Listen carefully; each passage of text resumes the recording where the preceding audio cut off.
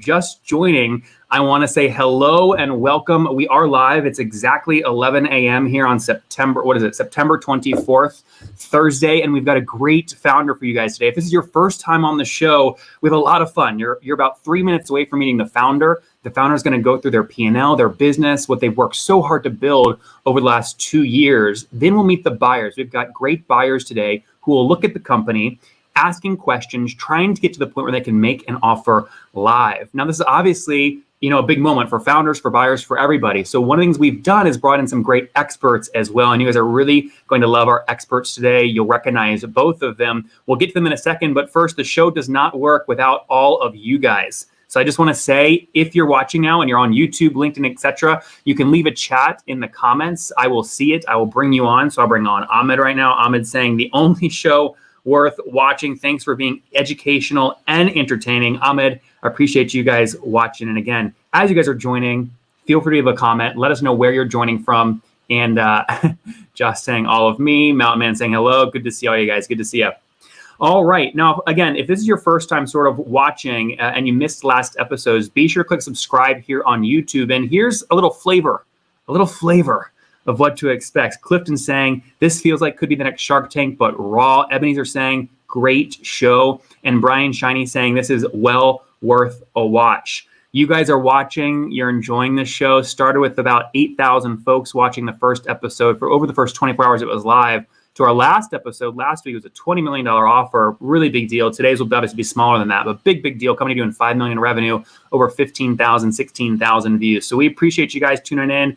We don't want you to miss any episodes. And without further ado, let me jump in and give you a little teaser on our buyers today. We've got Nicole Vernkint, who is, I think many of you would know her because she was the dragon, or she is a dragon on the Canadian version of Shark Tank called Dragon's Den. So she's with us live today, founder of CEO of OMX Group. We'll meet her here in about 5 minutes. We've got Matt with Polychrome Capital. You guys know Matt, COO at Amplitude, Optimizely, head of sales to great B2B SaaS companies, now targeting $100K to $5 million worth of deals in the B2B SaaS space. And Ahmed Riza, co-founder of TrepHub, founder of eBio AI, also a LEMKIN scholar, new buyer on the show that we're excited to have. And our experts today, we love this. Elizabeth Yin with Hustle Fund, co-founder, GP of Hustle Fund, also writes great content at elizabethyin.com. And our last expert today is Mr. Jason Lemkin, again, co-founder, CEO of EchoSign, acquired for $400 million. He then served at Adobe as VP for, Jason, about as long as you could last, right? About he's laughing behind the scenes. So we'll hear from him live in a bit. Also, obviously, founder of SaaStr, 15,000 attendees, $70 million fund, really supporting the SaaS space. And Steve, I see you in the comments. Mooch Daba, I hope I pronounced that right. Sorry about that. Joining from Lancaster, Pennsylvania. Jesse joining, great group. Davina Sharma joining. Guys, good to see all of you guys live. Good to see all you guys live. Are you guys ready to meet the founder? You guys ready to meet the founder? Founder behind the scenes, thumbs up, you good to go, man? He's got a big smile on, he's ready. Guys, if you're rooting for the founder, it takes a lot of courage to come on and share your P&L and your growth and your product live. Root for him, click the like button, whether you're watching on Twitter or LinkedIn or YouTube. We see your comments here live. Let's meet today's founder. Let's bring him on. We've got Mr. Musa with Tensor Social. Musa, welcome to Deal or Bust. Hey, thanks for having me on, Nathan, and great to see everyone on here. Nice to meet everyone. So to start off, just like Shark Tank, what deal are you looking for today? What would be the perfect deal? Then let's get into the product. Yeah, so Tensor Social is an AI-powered social media intelligence tool. I built it in August of 2018 after I got scammed by an influencer, and I wanted to see how many fake followers this person had. And I started applying that same AI that I built towards other metrics like demographics and geographics too. The ideal deal I'm looking for is $500,000 cash for the business and for all of the data as well. Okay, got it. So $500,000 cash. You'd like it? Would you want that all to be upfront, or are you cool with sort of an upfront plus earnout structure? But I mean, ideally it'd be all cash up front, but I am definitely open to seller carry. Okay, very cool. Yeah. Now let's dive into the product for about 2-3 minutes before we bring on the buyers. So you said you launched it a year and a half ago? The SaaS launched in November, but before that we were funding the product with like agency consulting work. So when we open up the P&L, you'll see I kind of like branched off the two because I didn't want to add the consulting revenue as part of the valuation because I don't think that's fair. So yeah, we launched technically at the end of November in 2019. Great. And Jason in the comments saying real quick, are you selling the business or considering raising money? Which one? I'd like to sell the business. All right, Jason, there you have it. Obviously, Jason this week in tech, everyone knows Jason. 130 million in your database. Musa, what's that mean? Is that Jason Calcanis? Yeah, he usually trolls me on Twitter. He's being friendly today, which is a bit of a surprise. Something was in his coffee, I guess. He sent me his book earlier this summer, and I actually read the whole thing in one weekend. So thanks for sending it to me, Jason. Jason, there you go. I secretly hate that you love his book, but Jason, I'm just giving you a hard time, man. We love you. We love you. We met at a bar in 2015. We've talked briefly on your Slack channel about it. There you go. All right. So check out his book. It's called Angel. But what does it mean, Musa, back to your product? What's 130 million influencers in your database? What's that mean? Yeah, so I'm loosely using the term influencer just because it's kind of like a all-encompassing term. People kind of understand it, but really what it means is that's the amount of accounts that we're tracking in our backend. We're sitting on over 6 petabytes of data in our backend from just tracking any account on Instagram with more than 1,000 followers. Great. You've got discovery, reports, and lists. Here's what one of those reports sort of looks like. Walk us through this interface real quick, and we're about 60 seconds away from bringing on our first buyer. Absolutely. So the Tensor list, the Tensor report is a comprehensive breakdown of any account, again, with more than 1,000 followers, their geographic, demographic, and psychographic analytics for them and their audience. So for example, if you want to see a person's followers in LA that have an affinity for Airbnb and also have more than 30% of their audience that are female or less than 30%, et cetera, these reports can be segmented down and just give you a better understanding of your social media analytics down to a liker or a follower level. More granular than anything we've seen in the past. Very cool. So we'll dump into pricing and everything else here, but I want to get the buyers live, and I want to also give you guys the chance, live watching in the audience. I see Josh Manders, obviously, Lori in the comments as well, DesignX community with us. Guys, what do you think Musa is doing in terms of monthly recurring revenue right now? Musa, don't spoil it. Let's let it hang for a second. Let the comments sort of trickle in here while we meet our buyers. Here. So again, our first buyer that I want you guys to meet is Matt Althauser with Polychrome Capital. Matt, welcome to Deal or Bust. Hey everyone, hey Musa, nice to meet you. Hey man, nice to meet you. Hey. Good to have you. So tell us what kind of deals you're looking for and what your background is. Yep, play for B2B SaaS up to 5 million enterprise value. I've been an operator at a bunch of different, well, I guess 2 different B2B SaaS companies, first was Optimizely, and then after that was at Amplitude. Great. And Darwin, we'll try our best to work on Matt's connection there. Musa, so that is Matt with Polychrome Capital. Our second buyer, Ahmed Reza. Ahmed, welcome to Deal or Bust. Hi, Musa. How are you doing? Good. How are you, Ahmed? Guys, we have to give a round of applause. Ahmed, can I share what you're going through right now? Sure.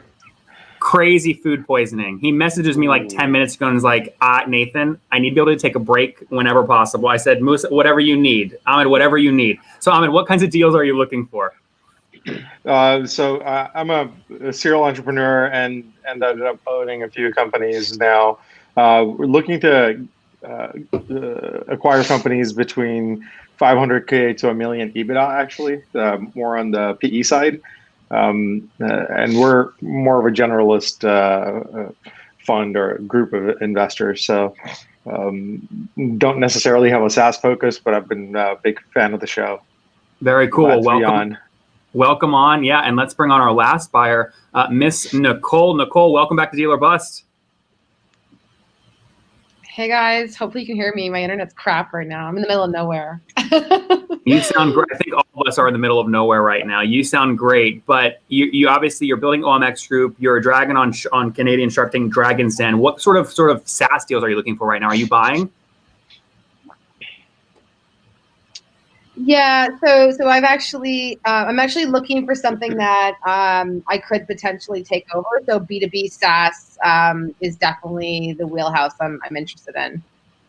Very good. Well, guys, we saw some guesses come in terms of revenue. Before we get to buyer questions, Musa, we should go through the P&L. Buyer's thumbs up. I assume you want to see that, correct? Musa, take us through that. So I'm putting the P&L up on the screen right now. What are you doing right now in terms of monthly recurring revenue? Right now, we're doing 10K in monthly recurring revenue. So on the smaller side for what Ahmed said he's looking for, and Nicole, but also potentially, obviously, room to grow. So talk us through the growth. You were doing 2,000, 3,000 a month back in January. You've now grown to sort of 10,000 a month. Where's that growth come from? It's all been just word of mouth. We haven't done any SEO. We haven't done any paid ads. It's just from people talking about our product to other marketing agencies, and also within like Facebook communities, etc. We've done no Facebook ads, nothing. So it's all been organic word of mouth. So guys, let's jump in. Matt, Ahmed, Nicole, this is your show for the next 10 minutes. Ahmed, what question do you have for Musa? You're muted. How many paid users do you currently have? Where is most of the revenue coming from? Is it the SaaS model, I'm assuming? Yeah, we have about 30 customers, and it's all from the recurring revenue. I don't think Nathan pulled it up, which honestly was probably good. But before that, we were doing like consulting stuff before that. So, but I haven't included any of that revenue in the P&L. So everything we're seeing is from the recurring revenue. If you don't mind me asking, how much was consulting before? I think we did about 70,000 between Q3 and Q4 of 2019. Yep, and you guys see a lot, and Jason, who sees a lot of SaaS companies, and Elizabeth coming on here in a bit, who sees a ton of SaaS companies as well. A lot of the most successful SaaS companies sort of start off as consulting. So interesting seeds being planted here. Matt, let's go to you. What questions do you have for Musa? Yeah, you've got 11 months of operating with an MRR. Why are you selling? My co-founder and I want to move on to a bigger project. So we'd like to roll over the earnings from this company to our next project that we're working on, and we've already started breaking ground on it. So, what's your next project directionally? Is it all things? Matt, sorry, you were cutting out. Can you repeat your question?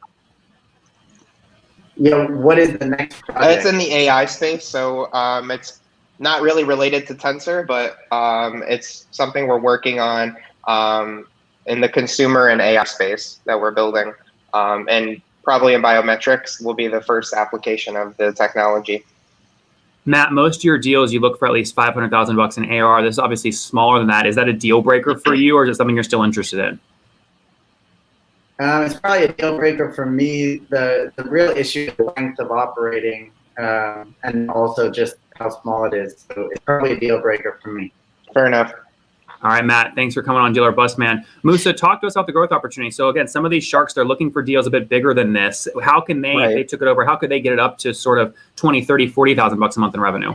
Yeah, absolutely. Good question. I mean, I totally understand that, the deal size is a little bit smaller. Everyone has their threshold. So what we're looking at right now is strictly word of mouth and referral revenue. We haven't done any paid media. We don't even have a sales team. This has all just been driven by myself, and I've been coding myself day and night. So the growth opportunity here is have a good SEO team, a good paid media team, and also a sales team. Competitors in this space are doing, $25,000 a year on one contract with some of these bigger name clients like Universal Music, et cetera.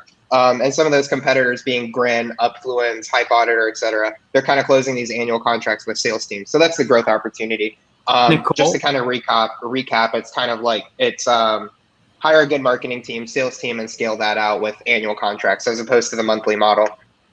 Nicole, did you work with a lot of enterprise brands at OMX? Is that a playbook you think you could add to Tensor or no? Yeah, absolutely. I mean, I only really ever sold to enterprise. Musa, just walk me through, and I'm sorry, I think I missed the very beginning. Like, I'm your user. Why do I love your product over another? And just sort of walk me through that journey a little bit about being a user of your platform. Absolutely. So our targeted user, we have a couple different use cases for the technology, but I'm just going to walk you guys through the main kind of use case.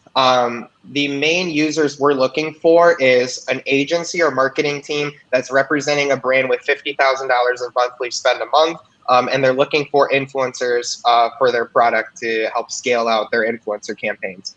The reason why you want to use Tensor as opposed to other tools is the level of granularity with our data. So you can, Nicole, I don't know if you were in the call, but Tensor is the only product out there that lets you get down to a Likert level of segmenting data.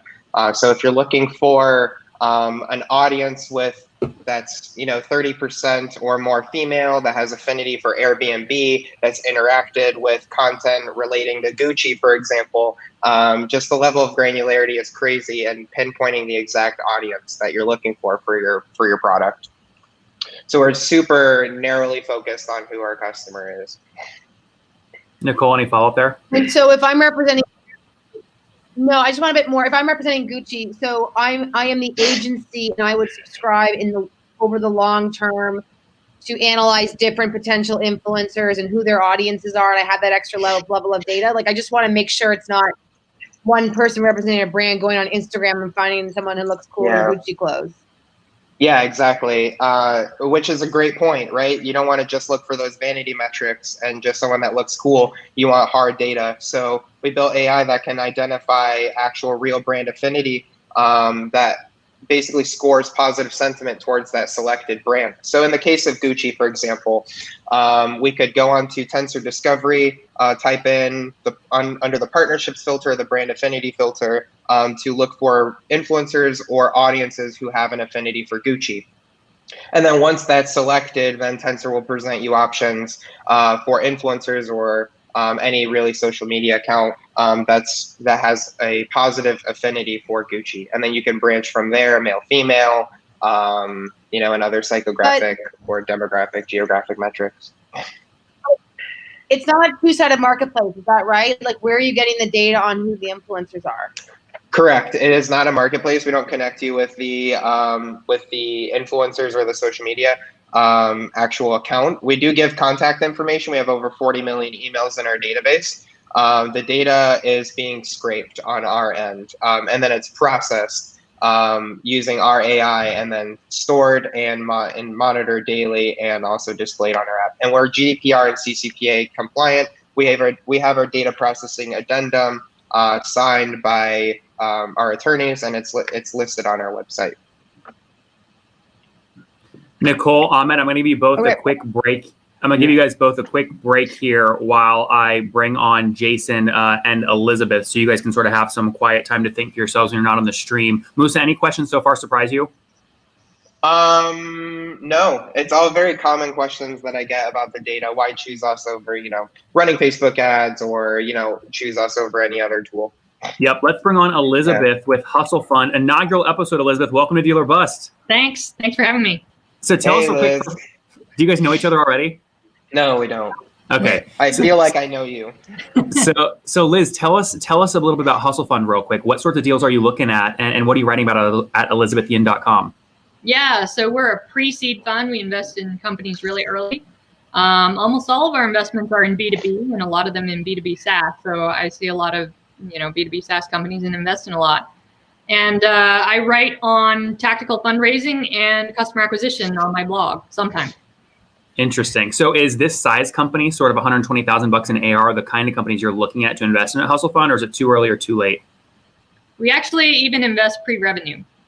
Oh, wow. Great. So what you're hearing what Musa's presented here, right? Do you first off, is he priced sort of right? If you were investing in a company like this, would you give it a $500,000 valuation?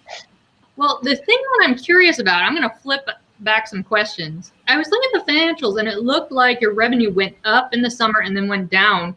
Is that because you are recognizing the revenue all up front? Like, are you charging an annual contract, or are a lot of people churning, or what is happening kind of in those middle months? Yeah, so what was interesting in the months of April and May, we saw a huge uptick in traffic because of COVID. So we actually got more revenue in the months of COVID. But a lot of our earlier customers churned because a lot of agencies were getting gutted, but a lot of brands were signing up. So it was kind of this flip from servicing agencies to servicing brands. So now we're servicing more brands than we are servicing agencies. But the churn you're seeing in kind of the later summer was from the agencies unsubscribing because they didn't have the client base. Got it. And how much do you charge for this product? Like, just to get a sense of how many people are we talking about churning? Yeah, we have a $49 plan, a $249 plan, and a $749 plan. Our most popular is the $249. Okay, so it actually, I mean, just to be blunt here, it looks like there was fairly high churn happening.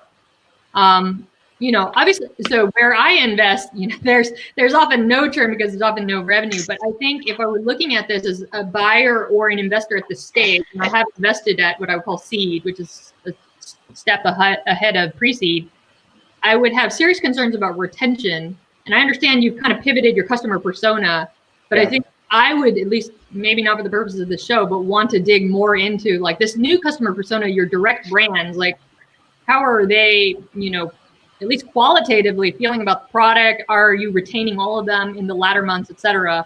I don't know if you have any high level answer for that. No, you're absolutely right.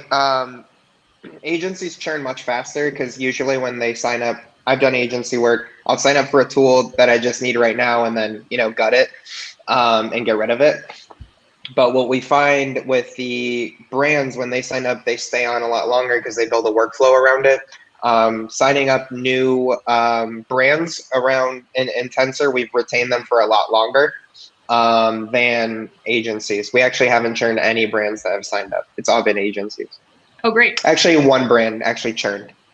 So Nathan, to answer your question, I mean, I think ultimately multiples in SaaS are basically based on upsells and retention, right?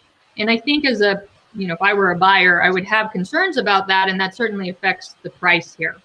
Yep, interesting. Let's bring Jason on and see if he agrees with you. Jason, you agree with Elizabeth's comments? I mean, I'll pretty much always agree with Elizabeth. Let me throw out a different thought just listening to this. For what it's worth, if you want to challenge, a general challenge into the panel before, I mean, Musa, I mean, Elizabeth, I'd be really curious to hear what you have to say. I think you're pretty fucking good. Sorry for the swear word. You're a good founder. Oh, you're good. You built real technology on top of this. Okay, there's a real product here. I don't like scraping. This gets you in trouble later. You have a lot of issues here, but you have how many customers? About 30. Okay, it's not a lot, but like you're pretty good. Like, I'm worried you're selling this company. I'm worried you're not just taking the corpus of what you've done as a good founder and turned it into something bigger and better. I mean, 30 customers is not enough to me to be real. You need like 100, because then 100 will be 1,000. But I don't know. I'm not an early stage investor like Elizabeth. I try to wait until the last second in seed, until it's just about to leave, enter the stratosphere. And I try to invest the second before it does, but before anyone else gets that chance. That's my secret insider. And I wait, and then I pounce. The minute. So, but you're like, hang on, yeah. And because that, I don't invest in raw founders. Like I need someone like you that's about to leave, but doesn't have a bunch of investors on the cap table. And I just wait. I literally wait to. But you're good. You're good. No, you're so right. Elizabeth is better than this to me, so I want to hear. So I want to challenge you to do.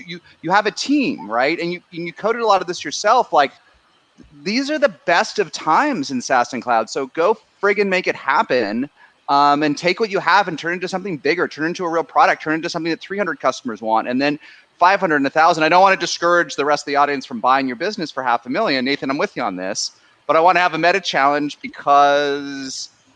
You know, are you sure? Like, can't you? It's so hard to build software that people will buy. Can't you turn this into something bigger? Yeah, I mean, you know, you're so right, and I've been singing this song. I know.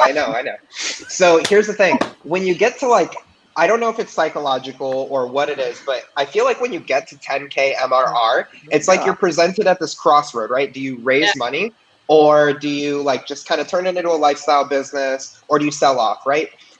Yeah. I have 100 different ideas that I want to pursue, and Tensor isn't necessarily in line where I see myself in the next few years. I could raise $500,000 for 20% of the company, and then scale this out, right? I could hire a sales team, hire a marketing team, and I could do a lot of that myself as I have been. But where my personal goals are, Tensor is not parallel with that. So that's why I want. You got too many ideas, Musa. You're very good. You got too many ideas. 10,000's too many.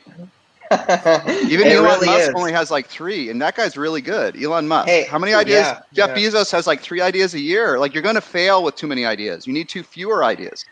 Yeah. You're all over the place. Yeah. You don't sell a company when it starts to take off. You nurture it. You invest in it. You water it. And then you take some debt. And then you take some debt, and you ring up your buddy Nathan, and you're like, how does this debt stuff work? Like, there's left debt, there's up debt, there's venture debt, and then you step on it, man. You can't have 10,000 ideas. I don't mean to, Nathan, you're the boss, and I don't mean to take it off track, but No, this isn't off track. I mean, look, 10,000 ideas kills the best on. You're like, you know what I think, Musa? You might be a great entrepreneur, except you have too many fucking ideas and you got to focus. Yeah, I'm mainly an inventor. I'm a patented software engineer. I have 4 Who cares? patents. Be a founder. It's just, yeah. Elizabeth's been a founder. I've been a founder. Nathan's a founder. Be a founder. Founders can't pursue 10,000 ideas. And you know what you do during a global pandemic? You simplify more. Yeah.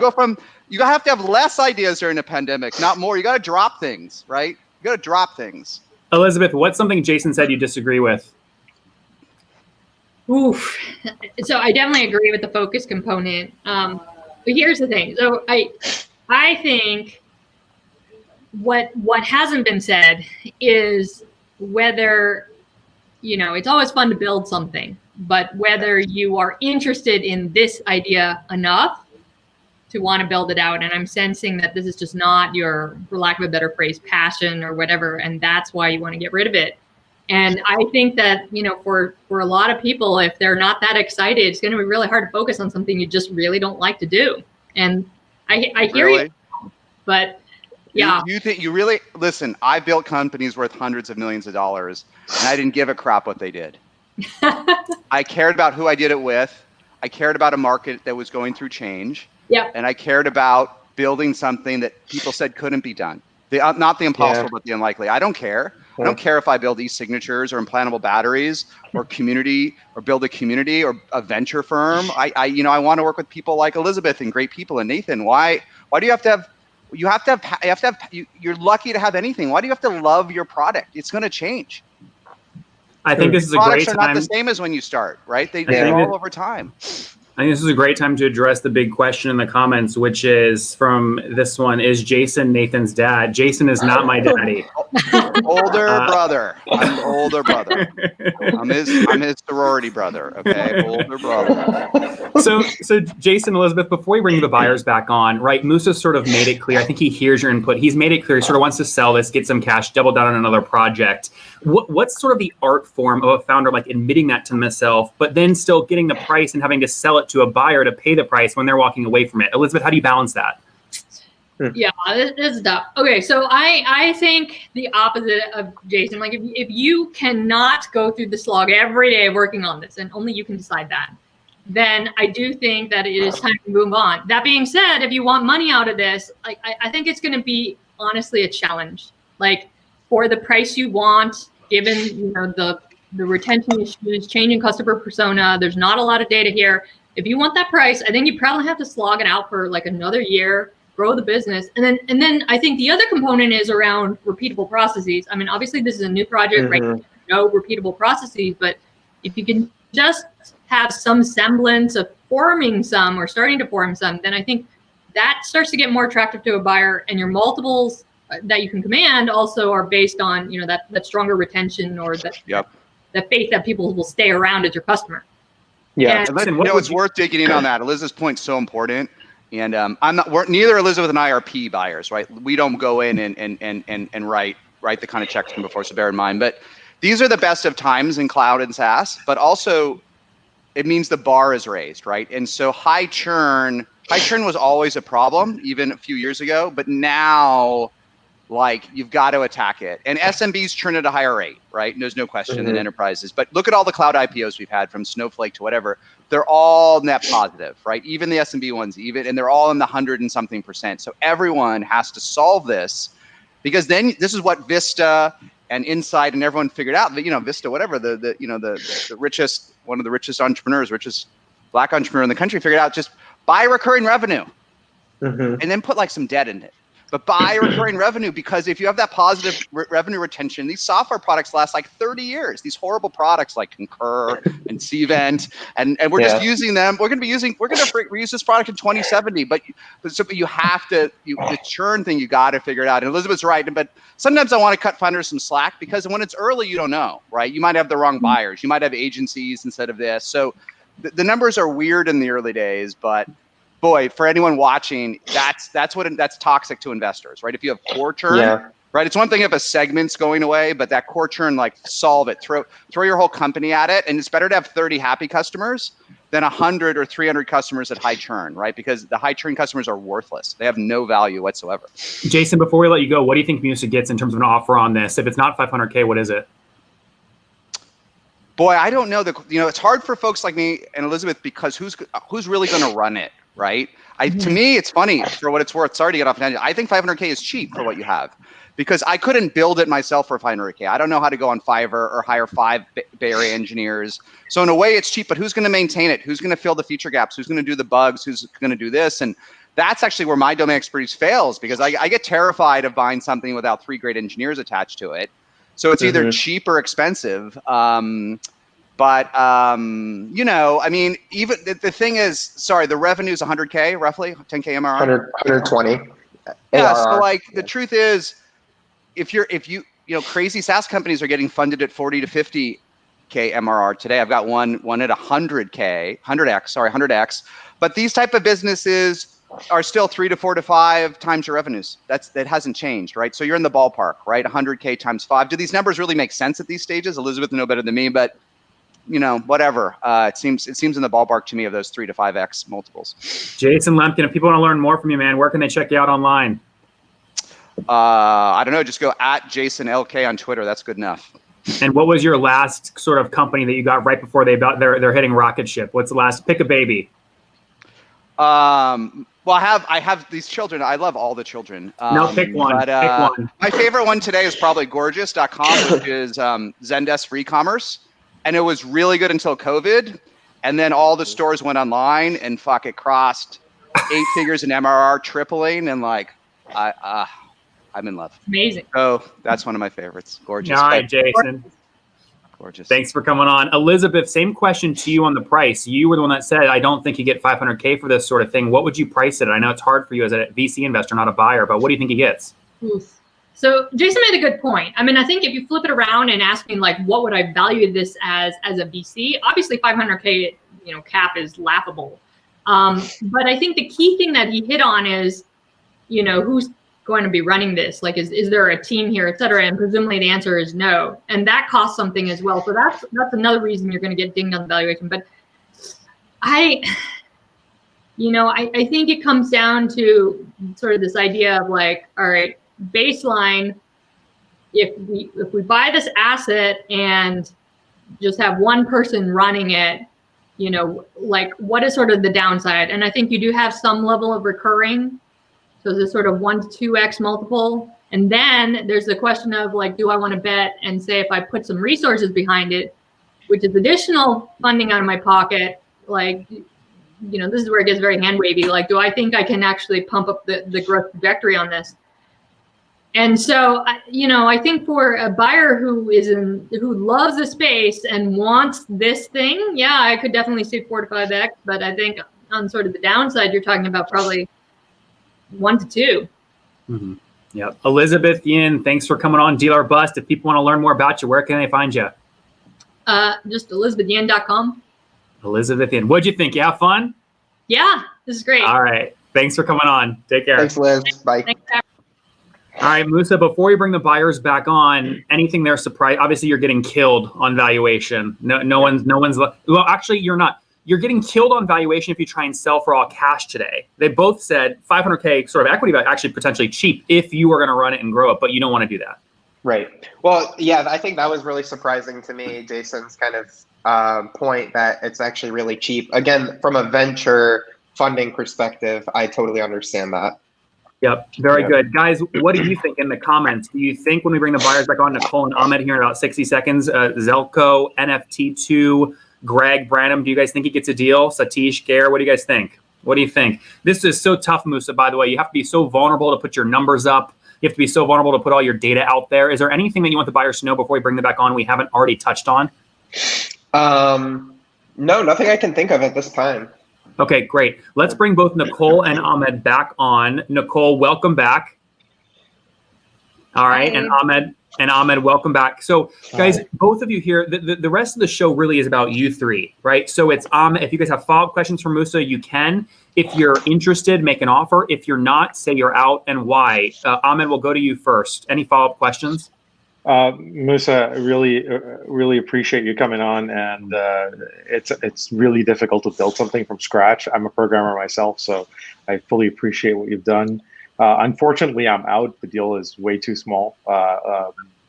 There's a lot of unpredictability in, or not. What I look at as unpredictability, I'm looking for a little bit more mature of a business, and I was looking at the EBITDA line. I'm sure there's value in it. This would be a strategic acquisition, but like I don't have any ventures where it would just line up in that way. So for that reason, I'm out. Ahmed, thanks for coming on Deal or Bust. Musa, anything that surprised you? No, I mean, kind of same thing with Matt earlier. It just doesn't make sense for his line of with his syndicate investments. So totally understand that. Nicole, you are watching carefully. You're either about to pounce or get the hell out. I don't know what it's going to be. What are you thinking? I'm on the fence. I mean, Musa, like I remember being there where you're just getting your first 10K in monthly recurring revenue, and I overheard Jason, like you're just starting to get there. I mean, you're just figuring that model out. You're just pivoting slightly. Like it just feels like a strange time to leave. So I guess I think there could be something here if you were still interested, if you could figure out how to get that retention with customers. I think there could be a flip to an agency in a year, but you need to show that steady revenue. At first, I was my first gut check was 5 times revenue when there's this much churn. It is expensive, but then the concept of it would cost that much to build, and there seems to be something unique here on the AI side of things. I like that it's not a marketplace. So it's a long-winded answer to saying I'm out on a straight purchase because I don't know the industry. I'm not particularly passionate about the industry, but I do think there's something here if you or if you had a co-founder could spend some time figuring out a little bit more of that scale, a little bit more, in particular, the retention, because it's really worrisome, this idea that there's that much churn. 11 months into a business, you haven't found your ideal customer yet. You might not even found your ideal price point.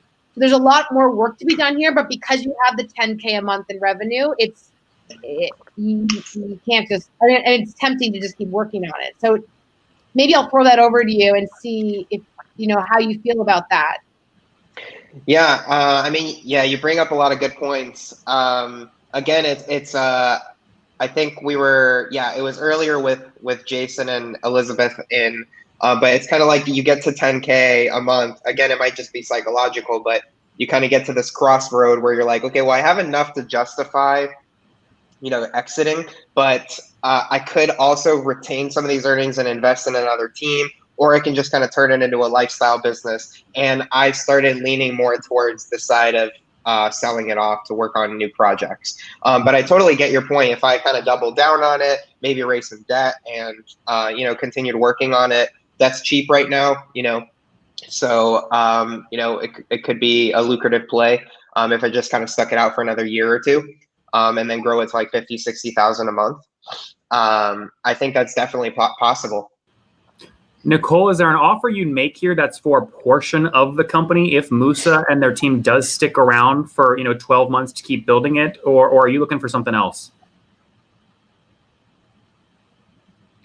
I mean, it doesn't make a good deal or bust show, but I'm just not sure. Like I feel tempted by the size and the stage because it's an exciting time and stage, and I'd be willing to roll my sleeves up to try to figure out that product market fit a little bit better. But to your point, Nathan, like Musa would, like, if not Musa, then is there another strong co-founder that helped you build this? Because I know nothing about agencies. I'm not going to be calling agencies directly and trying to figure this out myself.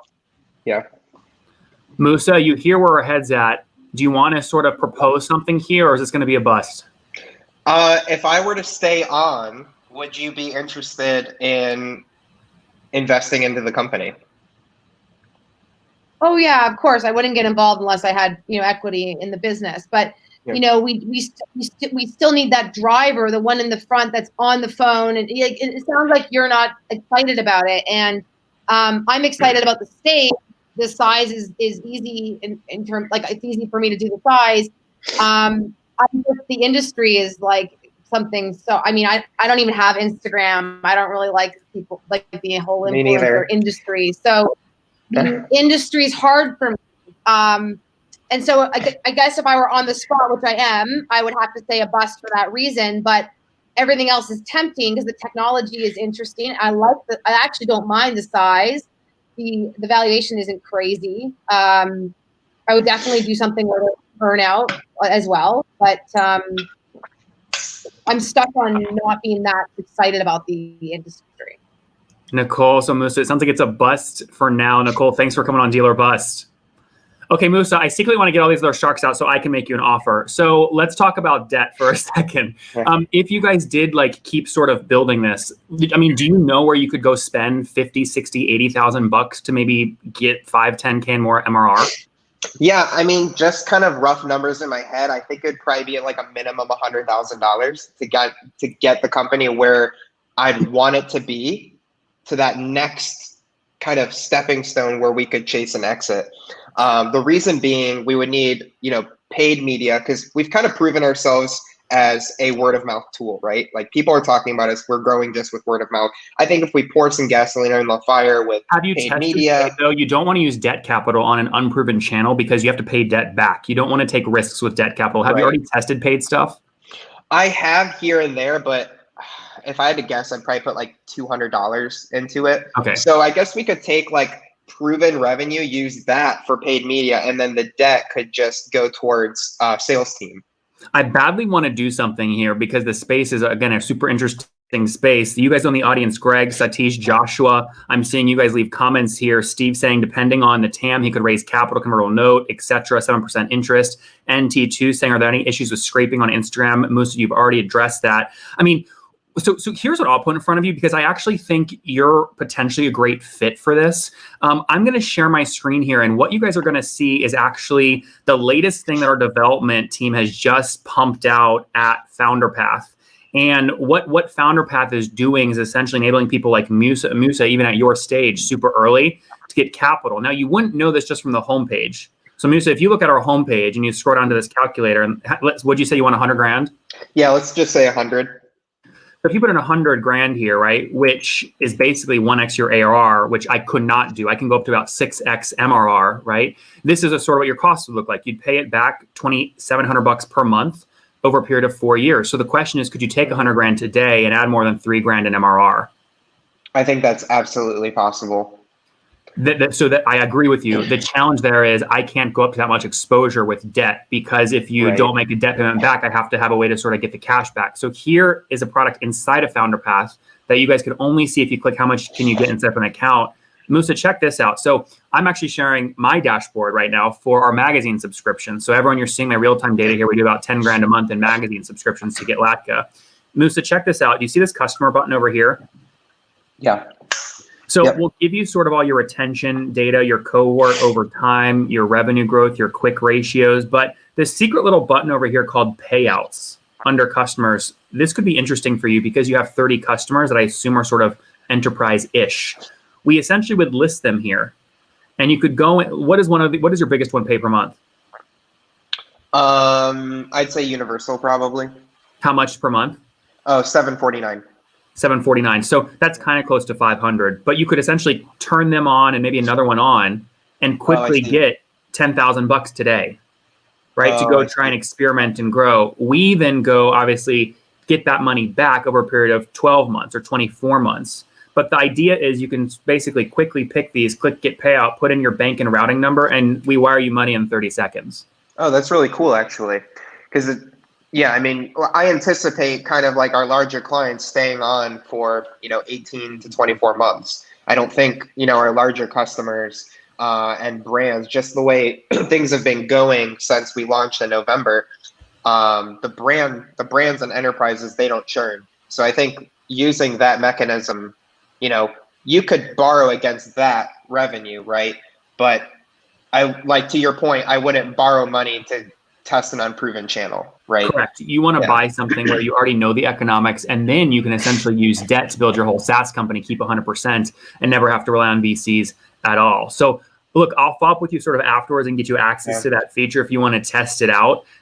It sounds like obviously Sharks today, they were looking for maybe something a little bit bigger. They really, I think the hard thing here is they wanted a front man, and like you don't want to be the front man, which is tough. Yeah. So anything else you want to address? You have some fans in the audience that it looks like are looking at using you guys. Should they go sign up right now? Yeah, absolutely. You should go sign up. And then I don't know if you want to either follow up, but I can get everyone a free month when they sign up. So not a problem. Yeah, very good. Well, Musa, thanks for coming on Deal or Bust. Guys, give Musa a round of applause for coming on. Dude, you were vulnerable. You were great. You had Jason and Elizabeth coming at you hard. You were punching back. That was great. Thanks for coming on. Thank you. All right. And guys, all of you, Ken Wallace, Josh Manders, Josh saying, Nathan, you've got to pump up your credit score in FounderPath. Yeah, guys, any of you guys can go into founderpath.com and unlock capital right now. We'll have about $10 million deployed here into Founders by the end of the month, next month, October. We have about 800 founders that have essentially requested payouts. Many of them have gotten these payouts, so it's growing quickly. And I just want to thank you guys for coming on every Thursday. We have a ton of fun. I sort of like Jason and Elizabeth's energy today. I think Musa is a great founder, a true technologist, building really interesting tech in his new side project. We obviously wish him the best. Yes or no, guys? Did you enjoy the show today? Just type great show in the comments if you enjoyed it. And we have another great episode coming to you guys next week. And next week's founder is way smarter than me. This guy is he's building a DevOps tool. I can't even pronounce what the product does. It's super high tech, selling to developers, a lot of revenue, larger than Musa's today, just further along down the line, bootstrapped. We'll have great experts as always. We'll have a great list of buyers. I want to thank Joshua Cunningham. Thanks for tuning in, man. Steve, thanks for tuning in. Chris Haran, I see you guys. If you want guys to do more of these Deal or Bust shows, go to nathanlatka.com/invite. If you do that, I'll add you to the calendar invite to come to next week's show. Again, that's nathanlatka.com/invite. Okay, /invite. Additionally, if you guys think you would make a great buyer coming on the show, or maybe you want to sell your SaaS company, you can go to nathanlatka.com/casting. That's nathanlatka.com/casting. Darwin will put the link in the comments. I'd love to look at casting a few of you guys if you've got money to acquire SaaS companies or you're looking to sell. And then lastly, I want to thank SlideBeam. They do a great job of putting together a slide deck for us that really pops. So all these designs I'm scrolling through right now, this is all SlideBeam. They've built over 1,000 pitch decks. You can check them out at slidebeam.com/Latka. That's slidebeam.com/Latka. Again, if you are just tuning in or you caught the end of this episode, make sure you don't miss future episodes. Click subscribe here on YouTube and be sure to click the little bell icon so you get notifications when we go live. You can go to nathanlatka.com/invite to make sure you don't miss next week's show. Stetsinator saying who's got intel on next week's guest. Stetson, we're keeping it a secret, man. Guys, I will see you all next week for another episode of Deal or Bust. My name is Nathan Latka. Thank you guys so much. Take care. Bye-bye.